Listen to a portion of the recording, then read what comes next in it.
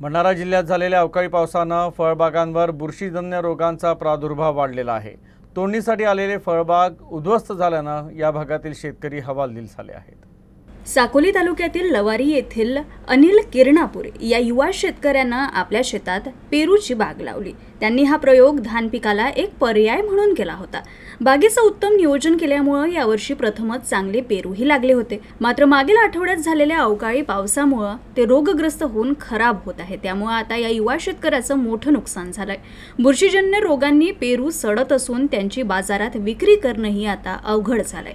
त्यामुळे आता अन्य पिकांप्रमाणे फळबागांच्याही नुकसानीचे पंचनामे व्हावेत व फळबाग लागवड करणाऱ्या शेतकऱ्यांना 2 लाखाची हेक्टरी मदत द्यावी अशी मागणी अनिल किरणापुरे या युवा शेतकऱ्याने केली आहे।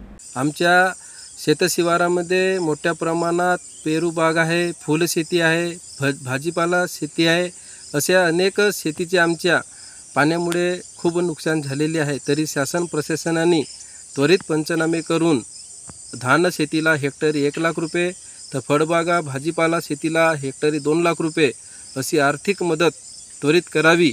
शेतकरी हिताचे शासन निर्णय तयार करून शेतकऱ्यांना न्याय देण्यात यावा हीच आमची सर्व शेतकरी बांधवातर्फे मागणी आहे। धन्यवाद।